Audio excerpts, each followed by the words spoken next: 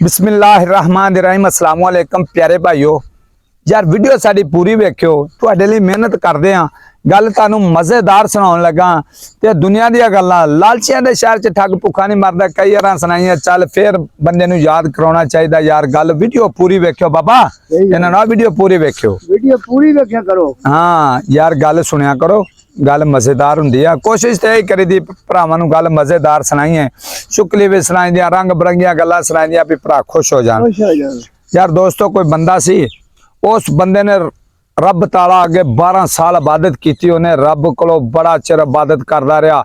ते 12 साल जो इबादत करते हुए तो गैब चो आवाज आई भी मंग तू की मंगदा तू बड़ी इबादत की तो उन्हें अल्लाह मियाँ मैनू कोई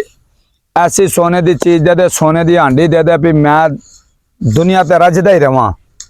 अल्लाह ताला ने आए ने बड़ी इबादत की अल्लाह ताला ने उन्हें एक सोने की हांडी दे दी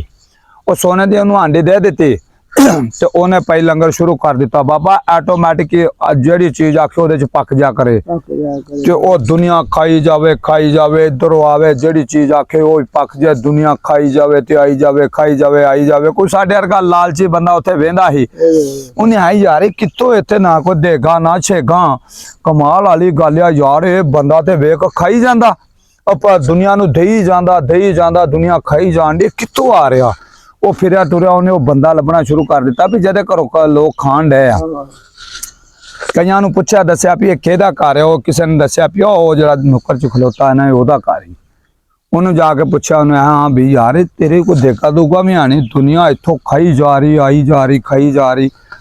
ते की राज है उन्हें है तेनू की इस गल ना तू अपना खा ते जा भावें रोज आ जा कर हाँ वो कोई लालची सी बंदा उन्हें है नहीं नहीं मैं पूछा तो उत्थे जिद कर बैठा बाबा आंदा नहीं नहीं मैनू दस की चक्कर है उन्हें है इन्हें जान नहीं छड़नी इन्हें दसना ही पैना उन्हें आप भाई एवें एवें मैं 12 साल अल्लाह दी गाड़ी रो के इबादत की ते फिर 12 साल बाद गैप चो मैनू आवाज आई भी मंग की मंगदा फिर मैं एवें एक हांडी मंगी ते अल्लाह ताला ने मैनू हांडी दित्ती है जिहदे विच ऑटोमैटिक ही पकदा जांदा रब दी कुदरत रब ही जानदा ते उन्हें भी जाके इबादत शुरू कर दी बाबा। अच्छा वो भी लग पिया अल्लाह दी राह विच इबादत करदा रहा 25 साल उन्हें गुजार दिते अच्छा दुगनी की 25 साल बाद गैप चो आवाज आई भी मंग तू की मंगदा उन्हें अल्लाह मियाँ मैं कुछ नहीं मंगदा जिहड़ी ओनू हांडी दित्ती है ना वो खोला तानू दसा ए दुनिया लालची है दुनिया बाबा किसी नू जरदी नहीं है ते रौला तेनू गल करना मकसद है भी ए दुनिया किसी नू नहीं जरदी खांदे नू वेख के कोई जरदा नहीं खास कर शरीक होवे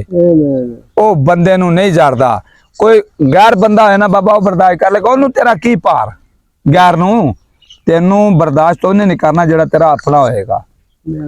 ते दोस्तों उन्हें इन्ना चिर इबादत करके ते ओदी मंगया ते उन्हें हर अल्लाह मियाँ ओदी हांडी खोला अपने ही खैर मंगया करो सब दी खैर मंगया करो अपनी मंगोगे लोकां दी खैर मंगोगे तुहाडी भी खैर होवेगी ते किसे तो सड़िया ना करो किस तो सड़िया ना करो रब कोलों मंगो ते रब ने देना ते सब दी भला मंगो अल्लाह पाक सब नू भाई